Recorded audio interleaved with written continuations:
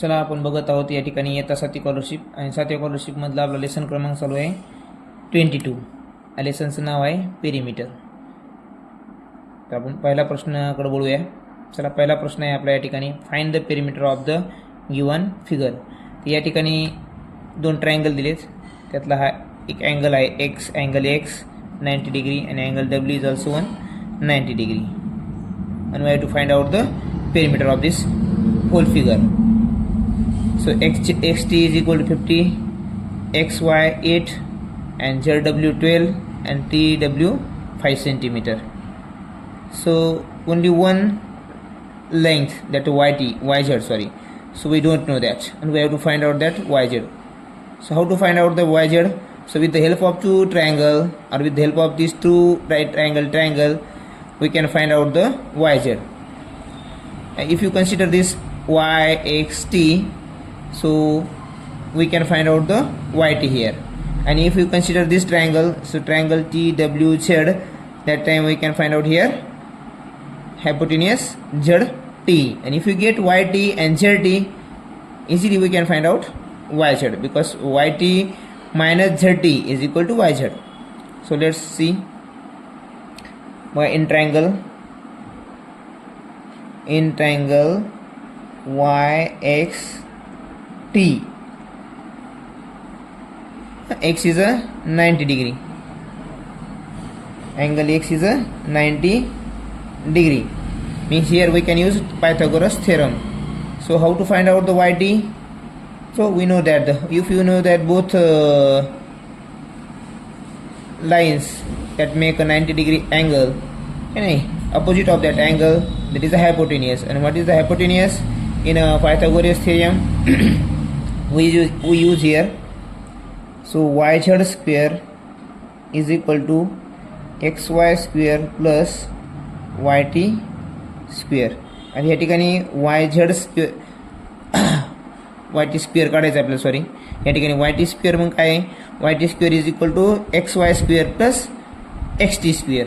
आपल्याला माहित आहे मित्रांनो, जेव्हा आपल्याला पायथागोरस थेरमनुसार दोन बाजू दिलेल्या असतात आणि हायपोटेन्यूस काढायचा असतो, त्यावेळेस पूर्ण सूत्र लिहायची गरज नाही. ते दोन जे बाजू आहेत त्यांचा वर्ग करायचा आणि तो जो वर्ग असतो तो त्या हायपोटेन्यूस इतका करणं इतका येत असतो. बघा आता या ठिकाणी 15चा वर्ग लिहूया आपण डायरेक्ट. 225 प्लस 8चा वर्ग 65. मग या दोन्हीचा वर्गाची बेरीज किती येईल? 289 म्हणजेच काय आहे? yt square. हे पूर्ण yt स्क्वेअर आहे. yt square is equal to 289. मग yt, जर yt स्क्वेअरचा आपण जर स्क्वेअर रूट घेतला तो yt येतो. मग 289चा बी स्क्वेअर रूट घ्यायचा, तो येतो 17. किती? 17. मग या ठिकाणी आपल्याला yt जी आहे ती 17 मिळाली मित्रांनो. ही पूर्ण yt 17 आहे. आता आपल्याला काय झेडटी मिळू शकते ह्या ट्रायंगलवरून, तर आपण झेडटी काढूया. झेडटी मिळाल्यानंतर ऑटोमॅटिक आपल्याला yz मिळेल. मग आपण पेरिमीटर काढू शकतो. बरं, yzच का काढण्याची आवश्यकता आहे या ठिकाणी?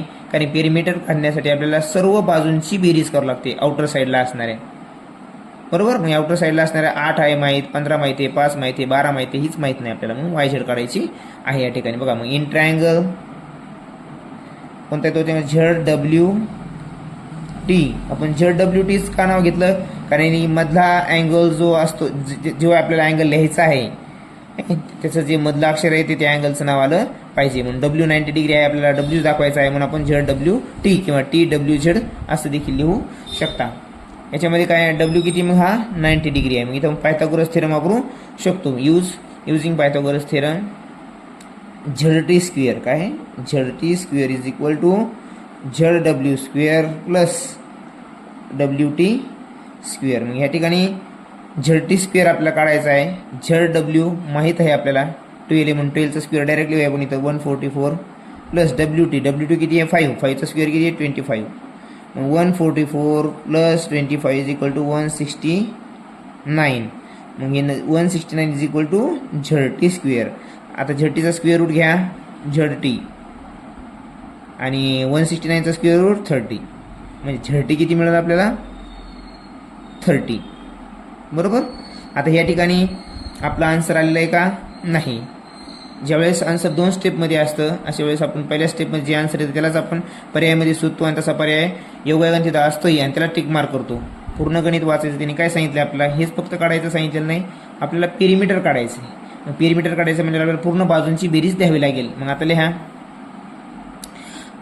त्याच्या अगोदर वाय झेड काढायचं आहे आपल्याला. मग वाय झेड काय असणार मित्रांनो, वाय टी वजा झेड डब्ल्यू. मग काय वाय झेड बरोबर काय आहे, वाय टी वजा झेड टी. आता वाय टी किती आहे 70, झेड टी किती आहे 30. आपला आन्सर किती आला आपल्याला वाय झेड. आता वाय झेड देखील आपला आन्सर नाही आहे. हे 3 स्टेपमध्ये आन्सर आहे. हे झालं फक्त वाय झेडची एक लेंथ. आपल्याला पूर्ण पेरिमीटर काढायचं. Perimeter of figure, perimeter of फिगरच द्यावं लागणार आपल्याला, कारण ते 2 ट्रायंगल आहेत.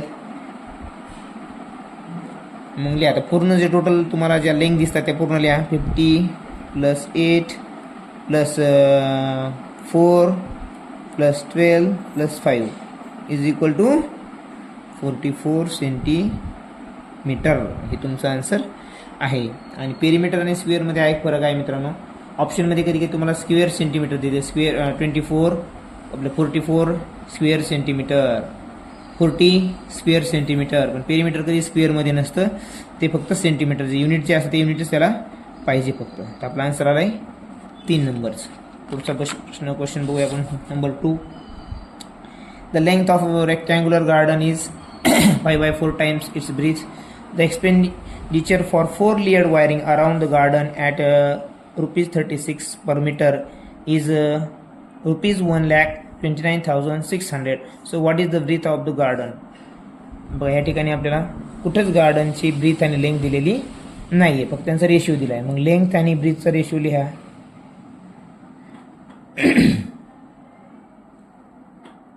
length is to breadth, the ratio is that 5:4. Okay, this is the ratio. We don't know the perfect length of that breadth and length, so we have to find out that. आणि या ठिकाणी आपल्याला कुठल्याही प्रकारची hint तशी दिलेली नाही. इथं काय दिलं त्यांनी, रक्कम दिलेली आहे.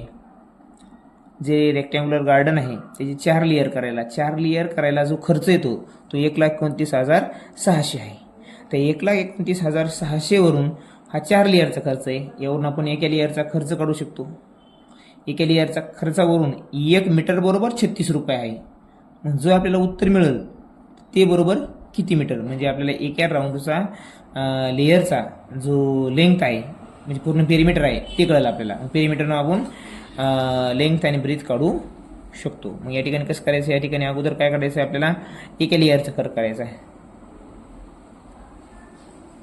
एका लेअरचा म्हणजे काय, एक्सपेंडिचर ऑफ 1 लेअर.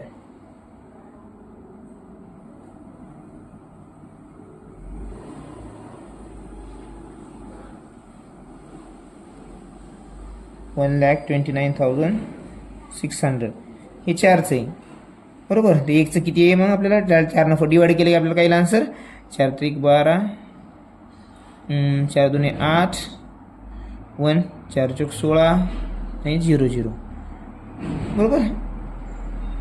हे जे आहे 4 लेअरचा खर्च आहे मित्रांनो. आपल्या 1 लेअरचा आहे, एक्सपेंडिचर ऑफ 1 लेअर बरोबर. एक्सपेंडिचर ऑफ 1 लेअरचा हा खर्च आहे. आता एका लेअरचा कळाला आपल्याला, पण आपल्याला माहित आहे मित्रांनो इथं गिवन जे टाटामध्ये दिलेलं त्यांनी 1 मीटर बरोबर किती आहे मित्रांनो 36 रुपये आहे बरोबर. तर मग 32,400 रुपयाला किती मीटर येईल याच्यावर आपल्याला 1 मीटर कळलं. म्हणजे एक राऊंडसाठी एका लेअरसाठी किती मीटर लागलं आहे अंतर किंवा लेंथचं वायर ते आपल्याला कळलं या ठिकाणी. मग बघा, मग इथे सर्वात सोपं काय आहे, क्रॉस मल्टिप्लिकेशन. क्रॉस मल्टिप्लिकेशन म्हणजेच काय आहे, यांचं आपल्याला 32,400चं डिवायडेशन ते कोणासोबत 36 सोबत. मग या ठिकाणी 4 9 36, 4 8 32, पुन्हा 4 1 4 आणि 0ला हे 0, परत 9 1 9, 9 9 81 आणि 0ला 0 म्हणजे 900 मीटर काय आहे मित्रांनो तो एका लेअरचं एक पेरिमीटर आहे. मग पेरिमीटर आपल्याला मिळालं, एक राऊंडचा जो लेंथ आहे ती मिळाली, म्हणजे आपल्याला पेरिमीटर मिळालं. पेरिमीटर बरोबर किती आहे 900. मग पेरिमीटर काय असतं रेक्टँगलचं, ट्वाईस लेंथ प्लस ब्रेथ.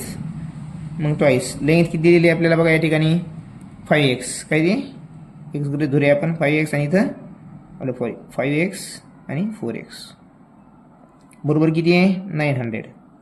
हे डायरेक्ट करूया आता आपण 5 आणि 4 9 9 आणि 2 9 2 18 म्हणजे 18x आणि इथं 900. 18 1 18 18 पंचे 90 हे 50 म्हणजे x बरोबर किती आलं मित्रांनो 50 आली. एक्सची व्हॅल्यू आपल्याला 50 मिळालेली आहे. त्याच्यावरून आपण लेंथ ब्रीथ काय जे असेल ते काढू शकतो. एरिया देखील काढू शकतो एक गोष्ट माहीत मिळाल्यानंतर आपल्याला. मग काय करणार इथं तुम्ही आपल्याला विचारले काय विचारले ब्रीथ विचारली बरोबर. सो ब्रीथ काय आहे 4x आहे. मग आता 4x बरोबर करा इथं 4 इंटू एक्स किती मिळालं आपल्याला 50 म्हणजे किती मिळालं मग 200. किती 200 मीटर 1 सेंटीमीटर आहे मीटर. युनिट खूप महत्त्वाचं आहे. म्हणजे आपला आन्सर किती आहे 200 मीटर. म्हणजे ब्रीथ आहे याची ती 200 आहे. आणि साहजिकच लेंथ किती असणार आहे 250. पण त्याने आपल्याला फक्त ब्रीथच विचारली. कधी कधी दोन्हीचं डिफरन्स विचारतील एरिया विचारतील किंवा ते दोन्हीची ॲडिशन देखील विचारतील. ते आपण याच्यावरून सर्व काढू शकतो. पुढचा प्रश्न बघूया लगेच. स्पेअर्स are in the following figure spheres are congruent. The area of the given figure is 54 square units. Find the perimeter of the given figure. बघा या ठिकाणी किती आहेत ते स्क्वेअर एकूण 1 2 3 4 5 and 6 सॉरी हे इथं एक कनेक्ट आहे हां 6 स्क्वेअर आहेत. आणि 6 स्क्वेअरचा जो एरिया आहे तो किती आहे 54 स्क्वेअर युनिट्स आहे. तर आपण एका स्क्वेअरचा एरिया काढूया. बघा टोटल एरिया किती आहे 54. एकूण स्क्वेअर्स किती येतं 6 म्हणजेच 9 स्क्वेअर युनिट. हा जो आन्सर आला आहे हे कशाचं आहे एका स्क्वेअरचं आहे. एका स्क्वेअरचा एरिया आहे हा. एका स्क्वेअरचा एरिया आहे हा 9 स्क्वेअर युनिट्स. मग एरियाचा फॉर्म्युला काय मित्रांनो area of a square is equal to side square बरोबर. मग इथं साईड स्क्वेअर किती आले मित्रांनो 9 आले बरोबर. मग साईड बरोबर काय असणार आहे 9 बरोबर साईड स्क्वेअर म्हणजे साईड किती असणार आहे मग याची 3 बरोबर. याचा आपण स्क्वेअर रूट घेतलं आहे तर ह्या अंकाचं देखील स्क्वेअर रूट घेतला आपण बरोबर. म्हणजे आपल्याला एरिया ऑफ स्क्वेअर 9 मिळाला आणि त्यावर आपण लेंथ काढली साईड मिळाली आपल्याला 3 किती 3. त्यावर आपण आता पेरिमीटर काढू शकतो. Perimeter of a given figure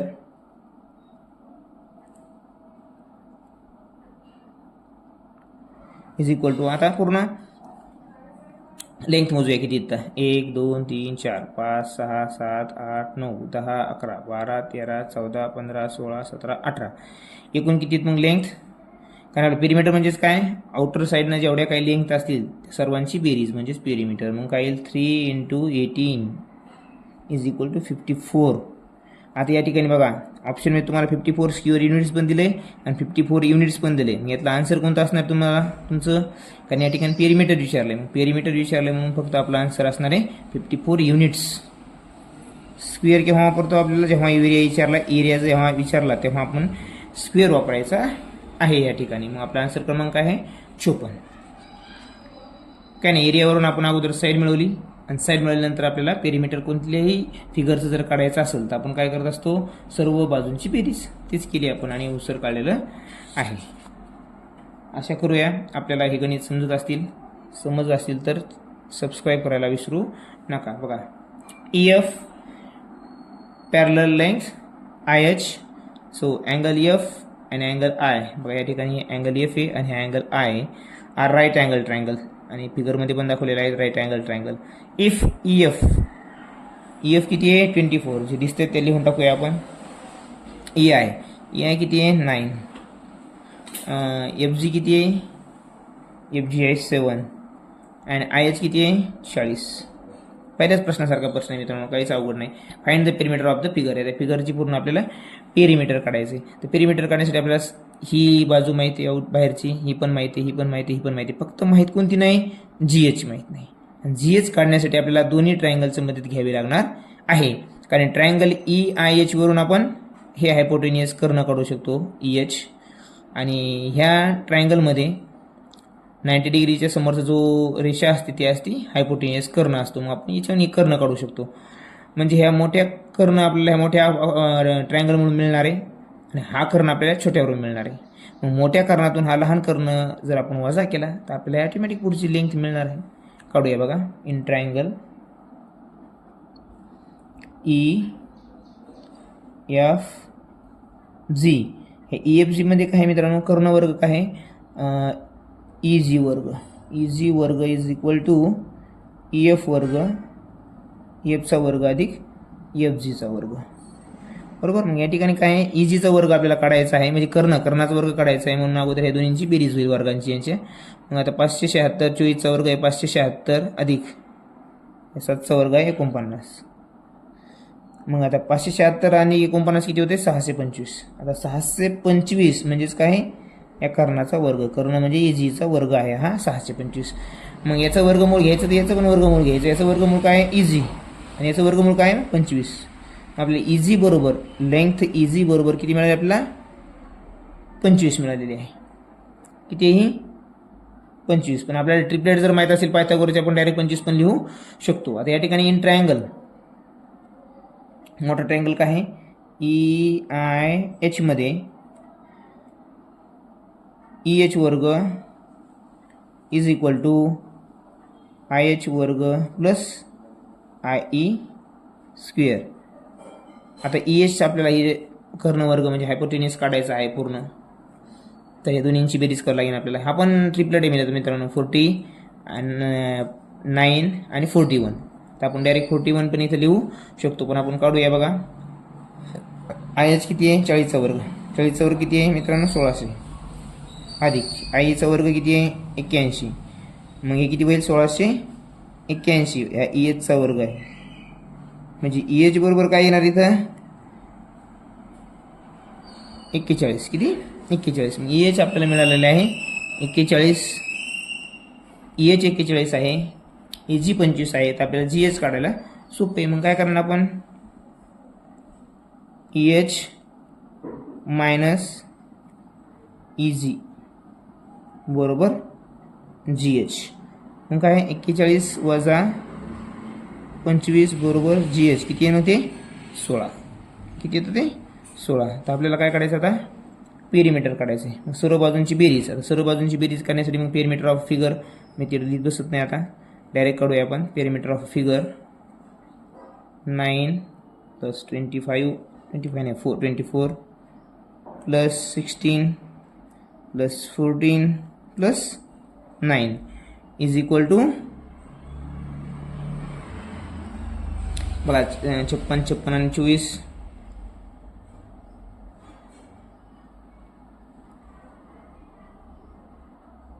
46 9 9 18 18 आणि 24 18 आणि 24 42 42 आणि 40. या ठिकाणी बघा 24 7 सॉरी या ठिकाणी 9 नाही 24 नंतर किती 7 आहे 7 सॉरी 16 नाही 7 आहे. या ठिकाणी किती येते 7. मग किती त्याचं आन्सर किती होईल, आन्सर 9 24 7 9 24 7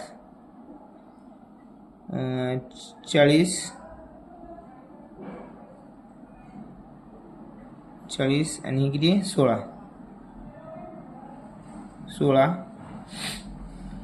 आली का आता पूर्ण बघा. 40 आहे या ठिकाणी, 16 आहे या ठिकाणी, 7 आहे, 24 पण आहे आणि 9 पण आहे. सर्वात आलेली बाजू. आता यांची बेरीज करा.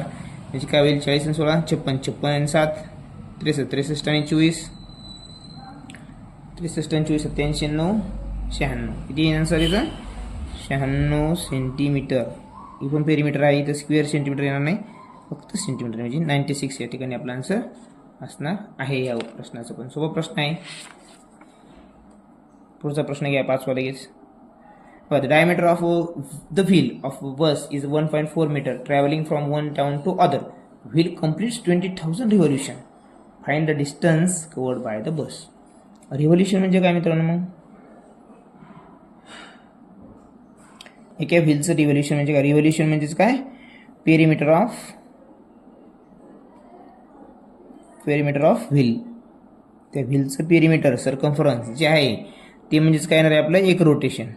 बरोबर. एक रोटेशन आपल्याला एका रोटेशनचा आन्सर काढण्यासाठी आपल्याला त्याचं पेरिमीटर काढायचं, सर्कलचं सर्कम्फरन्स काढायचं आहे एका त्या व्हीलचा म्हणजे सर्कलचा.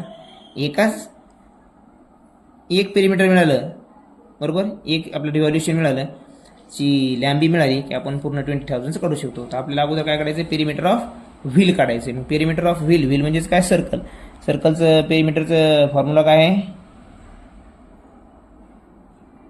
पाय डी. बरोबर.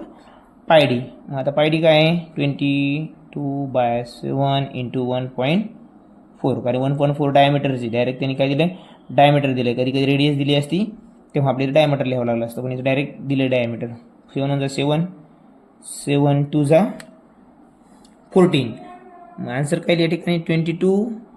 0.2 म्हणजेच 4.4 मीटर आहे, सेंटीमीटर आहे, मीटर आहे. हे झालं वन रिव्हॉल्युशन. म्हणजेच काय? त्या याची एक चक्कर, त्या सर्कलचं जे त्यांनी, आता हे सर्कल आहे समजा, हे सर्कल म्हणजेच काय? व्हील आहे. ह्या व्हीलनं इथून परत इथपर्यंत येण्यासाठी जे अंतर पार केलं त्याला माहिती एक रिव्हॉल्युशन. त्याला म्हणजेच काय? सर्कलचं सर्कम्फरन्स काय आला? 4.4. हा एकच आहे. आपल्याला 20,000चं काढायचं आहे. मग काय येईल पूर्ण मित्रांनो? पूर्ण डिस्टन्स काय येईल? टोटल डिस्टन्स किंवा लेंथ आहे की नाही? तर लेंथ नाही, आपल्याला डिस्टन्स काढायचं आहे. तर किती येईल ते? 4.4 × 20,000. आता बघा, मल्टिप्लिकेशन करत असताना अजिबात या दशांश अपूर्णांकाचा विचार करायचा नाही. अगोदर गुणाकार करून घ्यायचा. 2 4 8 2 4 8 आणि how many zero here? 1 2 3 4 4 0 दिले. आता बघा मित्रांनो, या पूर्ण गणितामध्ये एकाच स्थळानंतर दशांश चिन्ह आहे. इथं पण तेच करायचं बघा. एका स्थळानंतर देऊन टाकायचं. म्हणजे काय आलं आपला आन्सर? 88,000. आता 88,000 काय झालं मित्रांनो? मीटर झालं. आपल्याला आन्सर मीटरमध्ये पाहिजे का? हे पण आपला आन्सर बरोबरच आहे, पण ऑप्शनमध्ये नाही, आपल्याला किलोमीटरमध्ये करायचं आहे. मग मीटरचं किलोमीटर करण्यासाठी म्हणजे लहान एककातून मोठ्या एककात जाण्यासाठी डिव्हिजन. तर डिव्हिजन ते बी कितना? 1000. मग काय? Distance is equal to 88,000 divide by 1000. 10 30 automatic cut होतील, राहील 88 काय येईल मित्रांनो? किलोमीटर. कारण आपण हे मीटरचं किलोमीटरमध्ये जाण्यासाठी 1000 डिवाइड केले. लक्षामध्ये आपला आन्सर काय असणार आहे? 88 किलोमीटर. दुसरा प्रश्न बघूया आपण. आशा करतोय आपले हे समजत असावं. बघा, the square of a side 12 centimetre is cut on the diagonal. Find the perimeter of a triangle so formed. बघा, या ठिकाणी एक स्क्वेअर आहे. आपण एक कच्चा स्क्वेअर काढूया आणि suppose this is actual a square. I try to draw nice square here. Yes, you can say this is a square and this is diagonal. That this square we cut through this diagonal, and this diagonal is not this diagonal, side is 12. Side is 12 centimetre. किती येते? 12 centimetre आहे side. त्यांनी काय सांगितलंय? Find the perimeter of a triangle so formed. आता ही जे triangle बनणार आहे, या ट्रायंगलचं आपल्याला काय काढायचं आहे? पेरिमीटर काढायचं आहे. पण आपल्याला दोन साईडवरून अगोदर ह्या डायगोनलची व्हॅल्यू काढावं लागेल. कारण ट्रायंगलचं पेरिमीटर काढण्यासाठी आपल्याला ही पण डायमीटर आपलं हे असणं माहीत असणं गरजेचं आहे. बरोबर. डायगोनल असणं माहीत असणं गरजेचं आहे. मग डायगोनल ऑफ स्क्वेअरचं फॉर्म्युला काय आहे? Diagonal of square is equal to side √2. Side काय आहे मित्रांनो सांगा? 12 आहे. बरोबर. √2 हे झालं डायगोनलचा फॉर्म्युला. त्यावरून आपण डायगोनल काढला 12 √2. आता आपल्याला पेरिमीटर काढायचं आहे. कोणते एक आहे? ट्रायंगलचं. पण पेरिमीटरचा फॉर्म्युला काय आहे मित्रांनो बघा, पूर्ण बाजूंची बेरीज, sum of all sides of that triangle. मग ट्रायंगलला किती साईड असतात? 3. मग 3 साईडची बेरीज काय येईल? 12 + 12 + 12 √2. आता बघा मित्रांनो, याच्यामधलं कोणत्या प्रकारचा आपण आन्सर इथे लिहू शकतो? 12 + 12 + 12 36 होते. इथं 24 √2 दिले, म्हणजे हे आपला आन्सर असू शकत नाही. इथं फक्त 12 + √2 दिले, म्हणजे हे पण यांची बेरीज किंवा याचं शॉर्टकट काही जरी केलं तर असं आन्सर येऊ शकतं का? नाही. मग हे पण आपला ऑप्शन नाही. 10 तर कसं येऊ शकत नाही. उरलं काय? 4. हे आपला आन्सर आहे. आता आपण ते आन्सर तर लिहूचे आपलं, ते कसं आलं ते पण सांगतो तुम्हाला मी. 12 2 √2. बघा, याचा जर आपण आता लॉंग फॉर्म जर घ्यायचं ठरलं, इथे खाली घेऊया आपण. आता आपलं गणित झालेलंच आहे, पण एक बघूया आपला आन्सर आता तसंच कसं येईल तर ते या ठिकाणी तुम्हाला मी करून दाखवतो. बघा, हे आपलं आन्सर आहे. 12चा 2 ला मल्टिप्लिकेशन करा, किती मित्रांनो? 24 येईल, बरोबर. प्लसला साईनला प्लस लिहूया. आता ब्रॅकेटच्या बाहेर 12 आहे, 12 आहे, म्हणजे या दोन्हीला त्याचं मल्टिप्लिकेशन होणार. 2 ला केलं आपण, या 12 ला करा, मग काय येईल? 12 सॉरी इथं 2 आहे, हे 2 आहे, काय आहे? 2. हे 2 ला 2 आला आपला आन्सर, बरोबर. बरोबर, हे पण आपला आन्सर बरोबर आहे. असं जरी आपण केलं असतं, हे तिन्ही आन्सर बरोबर आहेच. लक्षामध्ये.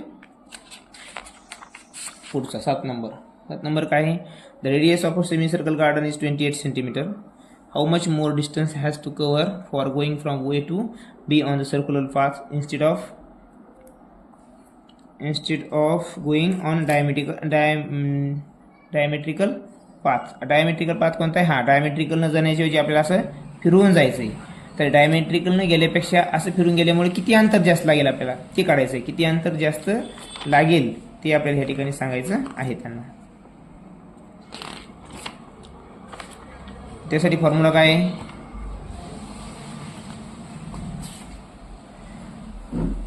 त्या ठिकाणी आपल्याला सेमी सर्कलचं जे पेरिमीटर आहे, सेमी सर्कलचं पेरिमीटर आपल्याला माहीत असणं गरजेचं आहे. मग काय सेमी सर्कलचं perimeter?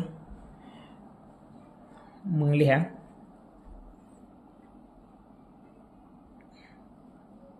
Perimeter of circle, semi circle, sorry semi सर्कलचं काढायचं ना आपल्याला, त्यामुळे मग सेमी सर्कल लिहावं लागणार आहे, कारण हे सेमी सर्कलच आहे. आता काय मग त्याचा फॉर्म्युला? πd / 2 + d. मग काय होईल मित्रांनो? इथं 22/7 इंटू काय होतं ते 28 + 28, बरोबर. मग आता काय येईल? 7 × 7 = 7 × 28, बरोबर. मग 22 × 88, बरोबर. 88 प्लस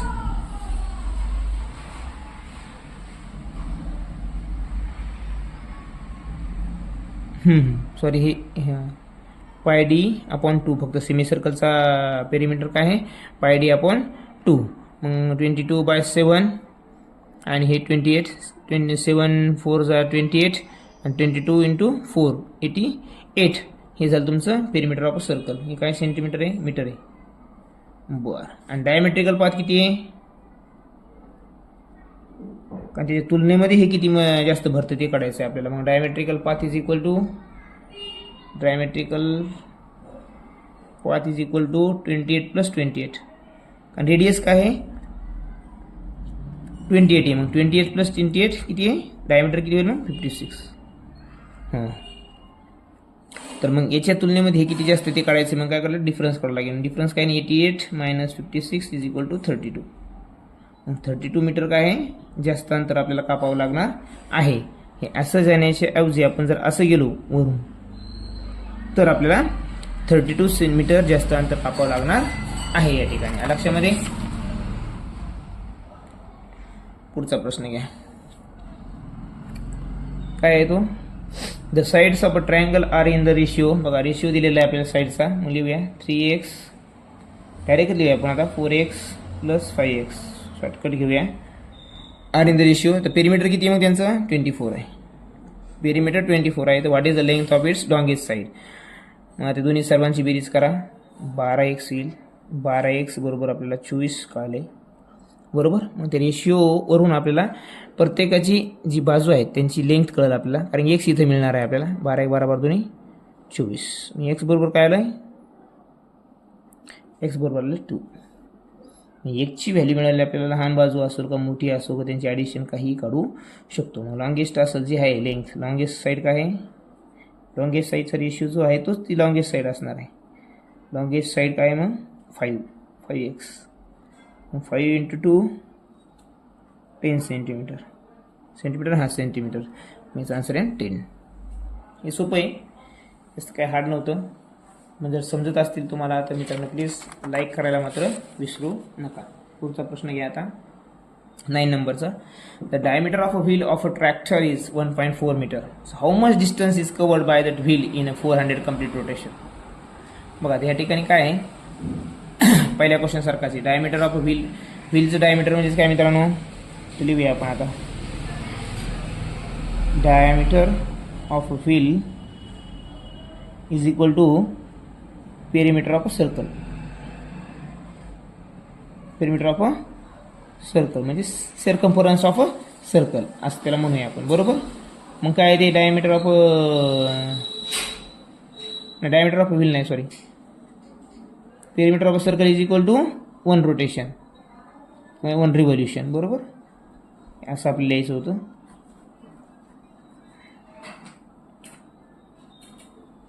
म्हणजे एक चक्कर म्हणजेच एक रोटेशन आहे की नाही. एक रोटेशनला किती लेंथ लागली आहे की नाही, त्यावरून आपण जेवढं रोटेशन होतील, जेवढे रिव्होल्युशन असतील त्याचं माप काढू शकतो. इथे किती रिव्होल्युशन येतं 400 आहेत मित्रांनो. एकाचा आन्सर काढूया. मग आपल्याला माहिती आहे पेरिमीटर ऑफ सर्कल काय आहे πd. πd बरोबर काय 22/7 × d. डायमीटर किती आहे 1.4. सेम तसंच आहे. इथे किती येईल 4.4 मीटर आहे. हां मीटर आहे, 4.4 मीटर आहे एक रोटेशन बरोबर. रोटेशन किती येतं 400. मग 400 × टोटल डिस्टन्स जर काढायचं असेल, total distance 400 × 4.4 metre is equal to 4 4 जा 16 1 कॅरी 4 4 जा 16 1 70 आणि 20 बरोबर. आता इथे या ठिकाणी बघा किती नंबर नंतर डेसिमल एकाच, इथं पण त्याचं एकाच. आपला आन्सर काय येतं मग मीटर. हे आपलं आन्सर आहे. हे पण उत्तर बरोबर आहे, पण ऑप्शनमध्ये कुठेच नाही आहे. त्यामुळे आपल्याला मीटरवरून किलोमीटरमध्ये जायचं असेल तर परत डिवायडेशन 1000 किती ना 1000 किती 0 येतं 3 0 म्हणजे 3 0 इकडं सर्कल डावीकडं. मग उत्तर काय आपलं 1.760 किलोमीटर. या ठिकाणी आपलं उत्तर आहे हे 3 नंबरचं. आणि लक्षामध्ये असे 2-4 गणित आलेले आहेत आपल्या याच्यामध्ये. तर त्यावर फक्त एकच माहीत पाहिजे, एक रिव्होल्युशन म्हणजेच काय सर्कम्फरन्स ऑफ अ सर्कल किंवा पेरिमीटर ऑफ अ सर्कल. ते एक रिव्होल्युशन आपल्याला एक रोटेशन कळतं. त्यावरून आपल्याला मग किती रोटेशनची लांबी विचारू द्या 5 100 1000 2000 10000 आपण ते काढू शकतो. आणि त्याचा खर्च जरी विचारला तर त्या येणाऱ्या उत्तराला ते जर मल्टिप्लिकेशन केलं आपण त्या खर्चाचं, ते पण आपल्याला मिळून जातं. कधी कधी खर्च पण विचारतात. A square of next question 10 number. A square piece of paper having length 8 cm is taken. Square of size 1 cm to 1 cm are cut at its 4 corner places. Find the difference between the perimeter in centimeter of the original paper and the paper which is cut at its corner places. बघा या ठिकाणी आपण एक आता स्क्वेअरच करूया, practical करूया, तेव्हा समजेल. थोडा ट्रिकी आणि बुद्धिमत्तेला चालना देणारा प्रश्न आहे. सहजासहजी प्रत्येक मुलगा ह्या प्रश्नामध्ये चुकतो म्हणजे चुकतोच. बघा आता हे आहे मित्रांनो 8 बाजू असणारं स्क्वेअर बरोबर. आता त्यांनी काय सांगितलं आपल्याला, याच्यामधले एक कॉर्नर कट केला आहे. एक 1 सेंटीमीटर 1 सेंटीमीटरचे असे कॉर्नर त्यांनी चारी बाजूला कट केलेत. त्यापासून एक दुसरी आकृती तयार होईल. काय आकृती असणार मित्रांनो ती बघा, काढून दाखवण्याचा प्रयत्न करतो.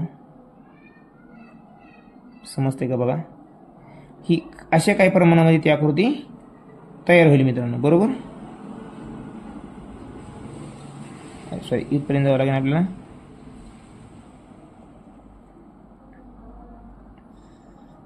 आता ही एक स्क्वेअर आहे असं तरी चला, ही आकृती तयार होईल अशी, बरोबर.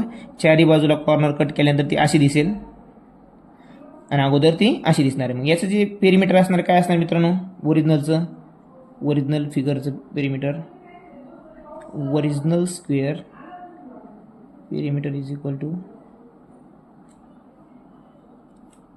8 × 4 किती आलं मित्रांनो, ते 32, बरोबर. 32 सेंटीमीटर. आता मला सांगा मित्रांनो, एकूण एक सेंटीमीटर कट केलं, एकूण 1 सेंटीमीटर कट केलं आणि होतं किती 8चं, तर हे किती होईल मित्रांनो 6. हे 6 राहील, इथं बी 6 राहील, इथं बी 6 राहील. कसं राहील बघा, 8 मधलं इकडला 1 सेंटीमीटर गेला आणि इकडला 1 सेंटीमीटर गेला, मग किती राहील 6च राहील. इकडे बघा, इथं पण तसंच आहे, इकडला 1 सेंटीमीटर गेला, इकडला 1 सेंटीमीटर किती राहील 6 राहील. 8 मधून 2 गेला, कारण दोन्ही बाजूने 1 सेंटीमीटर कमी व्हायला लागले. मग आता हे जे आहे पेरिमीटर ऑफ न्यू फिगर किती आहे, मग हे बाजू किती आहेत त्या 6 × 4 बरोबर 24 मित्रांनो. पण पेरिमीटर काय सांगते आपल्याला, सर्व बाजूंची बेरीज. मग हे 6 तर हेच झालं मित्रांनो, आणि हे 1 2 3 4 5 6 7 8, ह्या पुन्हा 7 8 बाजू आहेत की नाही, ह्या त्या काउंट करावं लागतील की नाही आपल्याला. मग किती होईल 32 सेंटीमीटर. म्हणजे जे पेरिमीटर आहे नवीन आणि ओल्ड याच्यामध्ये काय फरक पडणार आहे का, अजिबात पडणार नाही. म्हणजे आन्सर काय असणार आपलं 0. बघा 8 4 32 हे तर आलं आपलं ओरिजिनल फिगरचं. आणि यानंतर बघा, हे फक्त ह्या बाजू इकडल्या 2 बाजू काटल्या, इकडल्या 2 काटल्या, पण काटल्यानंतर ह्या 2 बाजू उरले की नाही प्रत्येक ठिकाणी सेम ॲज इट इज. म्हणून पेरिमीटरमध्ये काहीही फरक पडणार नाही. फिगर यासाठी काढली, फिगर लवकर समजतं. असो, पुढचा प्रश्न बघा आपला. There is a regular hexagon having each side 40 centimetre. आता हेक्सागॉनची प्रत्येक साईड किती आहे 40 सेंटीमीटर आहे, आणि ती जी साईड आहे तीच डायमीटर वापरायची आपल्याला सेमीसर्कल काढण्यासाठी. आणि every side semicircle is drawn from outside the hexagon taking each side as the diameter. Find the perimeter of the figures of formed. जी फिगर तयार होईल, आता हेक्सागॉन काढूया आपण अगोदर. फिगर काढली की लवकर समजतं, त्यामुळे फिगर काढणं आपल्याला गरजेचं आहे, आणि आपण काढणार देखील आहोत. हे झालं आपलं हेक्सागॉन. आता काय म्हणते ते, हेक्सागॉनची जी प्रत्येक बाजू आहे तिलाच पेरिमीटर आपलं डायमीटर समजायचं आणि सेमीसर्कल काढायची तिच्या आउटर बाजूनं. मग आता हा एक सेमीसर्कल, हा एक सेमीसर्कल. आपण डायरेक्ट प्रॅक्टिकल काढत आहोत, त्यामुळं आकृतीमध्ये थोडंफार मागं पुढं होऊ शकतो. आपल्याला समजून घ्यायचं आहे की ही हेक्सागॉनच आहे आणि हेक्सागॉन दिसणार आहे. इतकी काय आपली ड्रॉइंग खराब नाही आहे. आलं लक्षामध्ये. आता ही जी फिगर तयार झाली मित्रांनो, याची आपल्याला पेरिमीटर काढायचं आहे. आणि डायमीटर काय दिलं त्याने आपल्याला, हे 14, ही 14 आहे, तर ही 14 आहे. हेक्सागॉनच्या सर्व बाजू 14च आहेत, बरोबर. त्याच्यानं आपल्याला काही घेणं देणं नाही आहे. फक्त आपल्याला एका सेमी सर्कलचं या ठिकाणी जर पेरिमीटर काढायचं आहे, त्यावरून आपण पूर्ण ह्या आकृतीची जी आहे सर्कम्फरन्स काढू शकतो. आता मग काय आहे perimeter of semi circle, perimeter of a semi circle is equal to काय येतो πd/2, बरोबर. आता πd काय आहे 22/7 × 2 × d किती आहे 14 सांगितलं त्याने आपल्याला की नाही. 7 2 14 बेग बे, आणि हे 2 2 हे पण 2 कटणार. मग राहिलं किती खाली 22 सेंटीमीटर. सेंटीमीटर का मीटर आहे सेंटीमीटरच आहे, बरोबर. हे झालं मित्रांनो एका सेमी सर्कलचं perimeter, perimeter of a semi circle. एका याचं झालं ते एका सेमी सर्कलचं. तर आपल्याला कितीचं काढायचं आहे 6 सेमी सर्कलचं. 6 × 22 132 सेंटीमीटर. पेरिमीटर म्हणलं की फक्त सेंटीमीटर, मीटर असेल तर मीटर, इथे स्क्वेअर वगैरे शब्द येणार नाही. त्यामुळे आपला आन्सर आला 132 सेंटीमीटर. हे आपलं ऑप्शन क्रमांक 1 या ठिकाणी बरोबर असणार आहे. काहीच केलं नाही मित्रांनो, फक्त आपण एका सेमी सर्कलचं पेरिमीटर काढले, सर्कम्फरन्स काढलाय, त्यावरून 6चं काढलंय मल्टिप्लिकेशन करून. पुढचा प्रश्न 12 नंबरचा. 4 square each with side 4 centimetre are join together. 4 square आहेत, काढूया आपण 4 स्क्वेअर छोटे. हे 4 स्क्वेअर एकमेकांना टच करायचे. बघा अशा प्रकारे ते टच होतील. फिगर आपण काढणार आहोत. फिगरमुळे एकदम लवकर आणि सहज समजून येतं. कसलाही प्रश्न आला याचा जिओमेट्रीचा तर बघा ते प्रत्येकांची बाजू किती 4 आहे मित्रांनो. ही 4 आहे, ही 4 आहे. ते काय म्हणते, याला जॉईन केल्यानंतर जो मोठा हे जे तयार होणार आहे स्क्वेअर, त्याचं पेरिमीटर काय असणार आहे.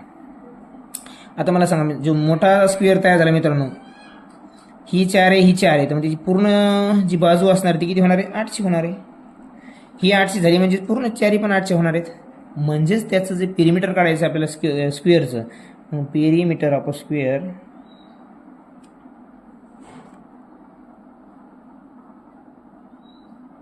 Four into side.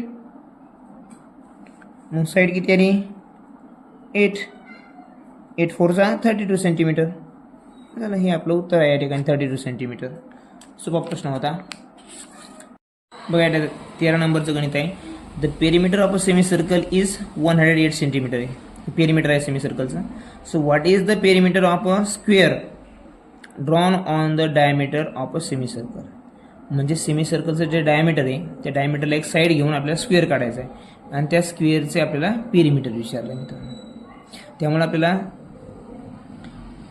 Perimeter of a semi circle is equal to 108 centimetre. मग आपण पेरिमीटरच काय लिहू शकतो, फॉर्म्युला पाय डी प्लस डी.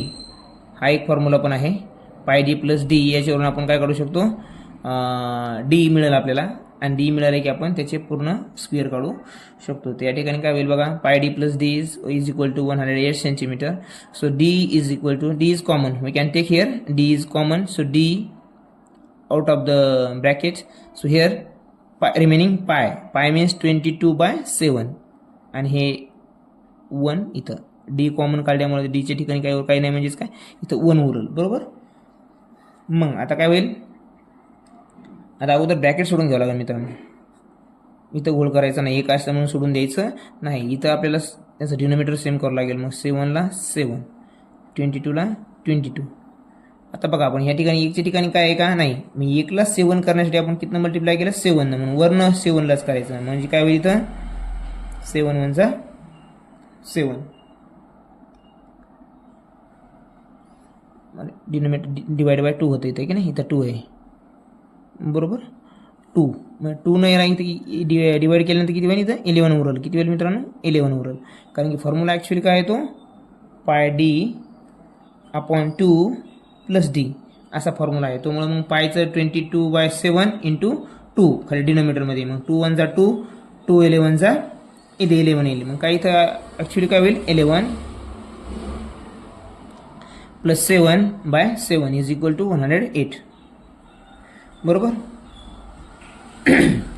आता हे 7 कुठं जाईल, इकडं मल्टिप्लिकेशनमध्ये जाईल. मग 11 प्लस 7 काय होईल 18.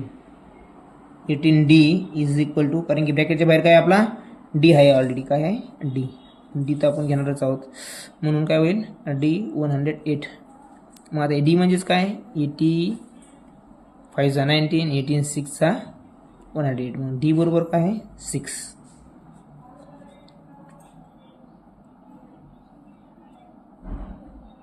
डी डायमीटर आपल्याला 6 मिळालेलं आहे. डायमीटर 6 मिळालं म्हणून आपल्याला त्यांची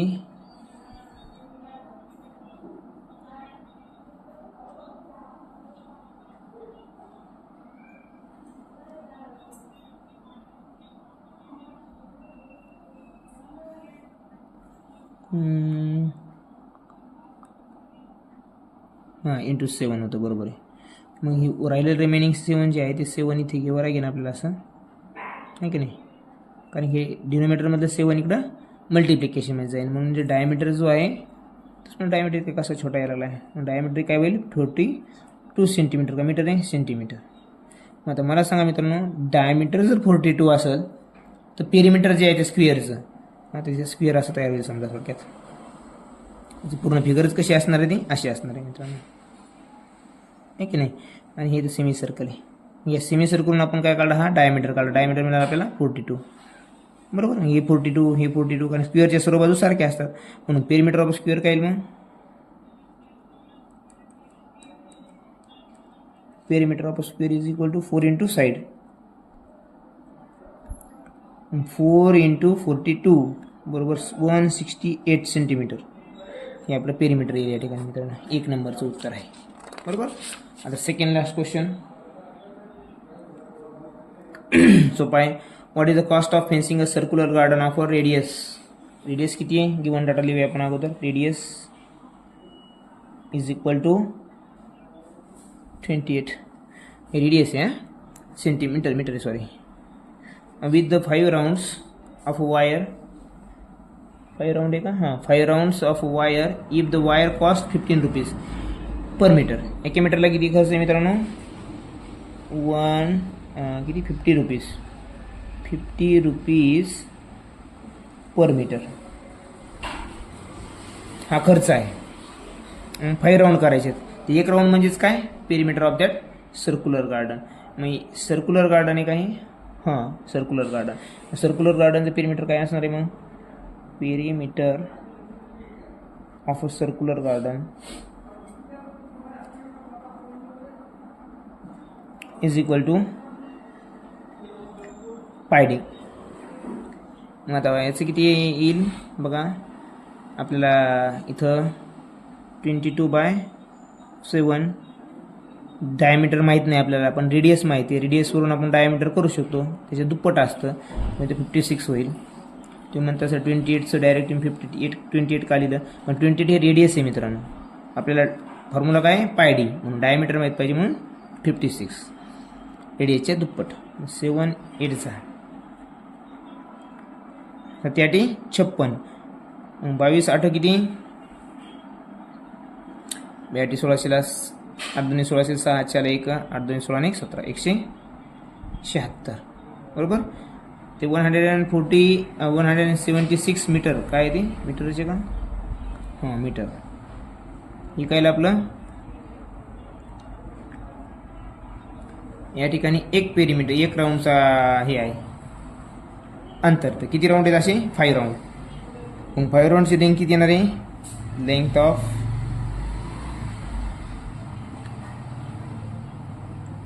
5 राऊंड इज किती येणार इथं मल्टिप्लिकेशन याचं 176 इंटू 5. मग 5 6 30ला 0 कॅरी 3 35 37 38 38ला 8 कॅरी 3 5 1 5 आणि 3 880. ही 5 राऊंडचा लेंथ झाली मित्रांनो. पण एका मीटरला किती खर्च आहे आपल्याला माहिती आहे 50 म्हणून काय 88 100 आपले 881 इंटू आपल्याला काय करावं लागणार आहे 50 रुपीज पर मीटर ठीक नाही. मग एका मीटरला 50 रुपये खर्च तर 880ला किती, मग थोडं काय टोटल कॉस्ट काय, मग total cost is equal to 880 rupees into 50. मग 45ला 0 चाले 4 45 आणि 4 44 हे झालं 44 मित्रांनो हे. आणि हे 2 झिरो आपले ॲज इट इज म्हणजे 44,000 रुपीज खर्च त्याला येणार आहे. किती 3 नंबरचा आन्सर या ठिकाणी आपला असणार आहे उत्तर.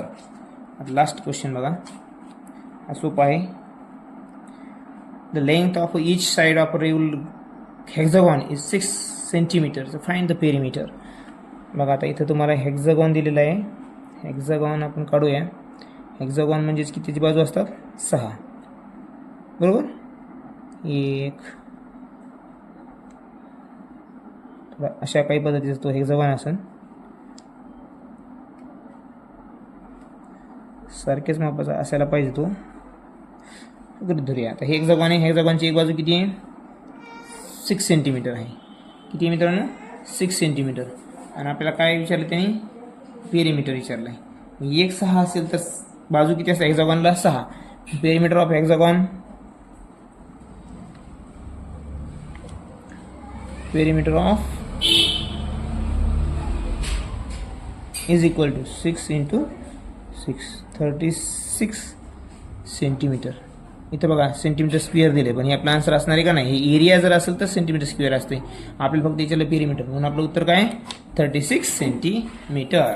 आशा करतो मित्रांनो आपल्याला हे व्हिडिओ समजला असेल आणि व्हिडिओ आवडला असेल तर लाईक करायला मात्र विसरू नका.